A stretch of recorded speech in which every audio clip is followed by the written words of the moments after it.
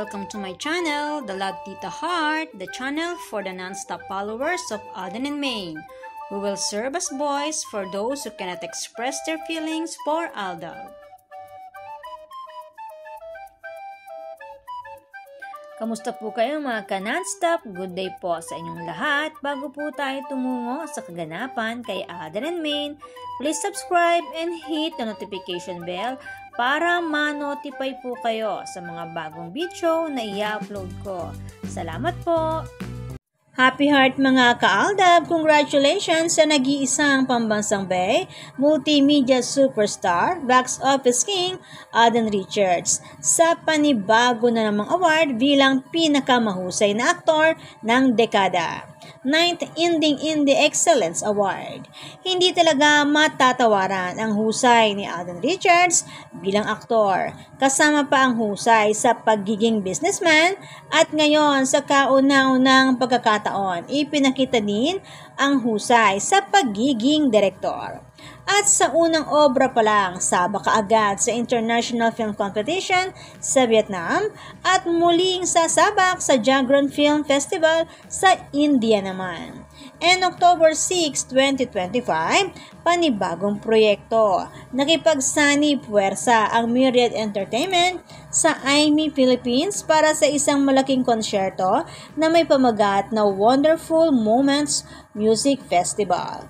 Nagaganapin sa SMDC Festival Grounds on December 6 and 7, 2025. 2 araw na concert kasama ang mga sikat na Pinoy performers, kaya naman nagdaos na ng media launch at nagpirmahan sa kanilang partnership si Miss Benilyn Emperado ng IMI Philippines and CEO Richard Reyes Pocarson Jr.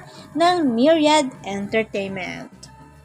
Sabi nga ni Alden Richards sa kanyang panayam, "We are supporting P-pop or Philippine talent. I think isa yon sa mga pinaka-importanting kailangan gawin. Siyempre, huwag nating hayaan na ibang bansa pa or ibang lahi pa ang makarecognize sa Filipino talent. Kailangan tayo, we are very much concerned about that."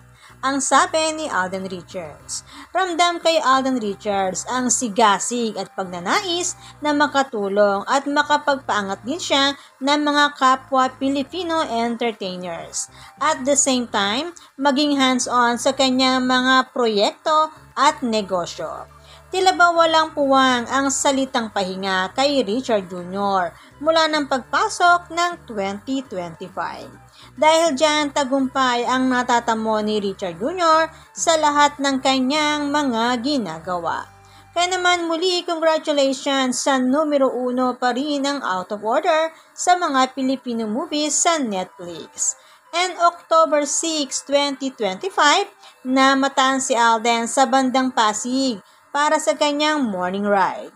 Alam naman po natin, taga-Pasig na rin siya dahil ang bago niyang bahay ay nasa Pasig.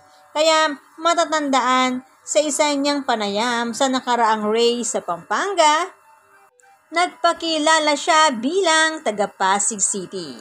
And October 7, ito naman ang ibinahagi ni Alden, isang behind-the-scenes endorsement shoot. Kasabay ding ibinahagi niya ito ang tagpo sa isang presentation. Marahil mga executives ito ng Escabolini, Manila. Isa sa magkakaroon ng spot sa bagong bahay ng Pocarson Jr. family. Maraming presentation ang pinaunlakan ni Richard Jr. para sa new smart home na kanyang ipinapagawa. Kasama na ang Sanitec at Escabolini, Manila na bibida sa interior design ng bahay at pagiging smart home nito. Mga kumpanya na pwedeng dumagdag sa mga endorsement ni Richard Jr. Kasama pa ang Philergy German Solar na isa pa sa bibida sa smart home ng Pocarson Jr. family. Tutok si Richard Jr. sa bagong lab nest nila. Hintay tayo sa kabuuan nito kapag ibinahagi na ni Richard Jr. sa buong madla. Kung ang mansyon sa Quezon City, si Mengay ang naging abala at nagpagpicture pa na itinatayo pa lang ito noong December 31, 2018 Si Tisoy naman ang abala sa bahay nila sa Pasig na ginagawa ngayong 2025. Sabi nga ni JC ang nag-post nito, may project pala kaming pag-aari ni Alden Richards and Maine Mendoza na may petsang December 14, 2018 na halos 3 weeks lang ang pagitan ng petsa ng pag-post na ito ni Maine habang ipinapakita ang mansyon na kanilang ipinapagawa. Ebidensyang nagpapatunay na ang mansyon ay pag-aari nila Mengay and Tisoy. December 14, 2018 ang pag-post nito at December 31, 2018 naman ang pag-post nito. Almost 2 years ng kasal sila Richard Jr. and Nicomene Pokerson sa pangapanahon na ito na ipinapagawa nila ang kanilang mansyon sa Quezon City. At ngayong 2025 sa Pasig naman na siyang ibinabahagi ni Richard Jr. ang unti-unting update na hindi niya pinili na i-private. Kumbaga ang pa-update ay inaabangan din ng taga-media. And October 10, ibinahagi naman ni Alden ang Egg World Day at McDo with David Licauco and his bestie Barbie Portesa sa McKinley West, kung saan super happy si Richard Jr. na bumati ng magandang umaga o good morning sa lahat at bawat customer na kanyang pinagsilbihan sa drive-thru.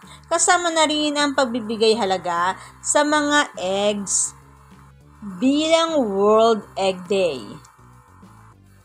Simpleng topic pero nagagawa niyang bigyan ng kahalagahan ang itlog sa buhay ng tao. At kapag si Richard Jr. na ang nagsalita, lahat nakatuon sa kanya ang mga mata at ninanamnam ang bawat salita na kanyang sinasabi. Ganon kalakas ang impluwensya ni Tisoy, katulad din ni Mengay. Kung wala nga lang naging sarswela, for sure magkasama silang dalawa sa event na yon. Lalo pa na ang McDo ay isa sa kanilang conjugal business. Kaya nga Nicomene F ang nakalagay sa resibo ng McDo. Nicomene Day F or Nicomene Day Pokerson. Isa sa mga resibo ng pagiging Pokerson ni Nicomene Day. And speaking of Nicomene Day Pokerson, last October 8 may pag-post Maine na ipinapakita ang wedding ring nila ni Richard Jr. na tila ba nagpapahiwatig ng pagsapit ng kanilang wedding anniversary. October 22, 2025, 9th years wedding anniversary nila Richard Jr. and Nicomene Day Pokerson. Ang mag-asawang napilitang isa pribado ang kanilang buhay pag-ibig nang dahil sa sarswela. Pero tandaan lang po natin ang sinabi ni Maine, patience is a virtue, at sabi naman ni Richard Jr., in God's perfect timing. Kaya naman hintay lang tayo sa God's perfect plan. Matyagang paghihintay, may magandang aasahan. Dahil ang matyagang pagtitiis, may kapalit na kaligayahan. Matutong maghintay, matutong magtiis para sa inaasahang kaligayahan. Sabi nga nila Alden and Maine, sana po kita-kita tayo hanggang dulo, hanggang finish line. Ang hiling ng mag-asawa sa buong fandom ng Aldab Nation and true-blooded Aldab Nation. Samantala, may pag-post po si Alden Richards para sa mga kababayan natin na naapektuhan ng earthquake sa Cebu. Sa mga nais mag-donate, ito po ang mga detalye. Pwede po tayong mag-drop ng donation sa GAOC or Novo Dental from October 12 to 15. At kung monetary donations will be accepted po until October 17. Pakibasa na lang po ang mga official accounts po nila or ng GAOC Foundation.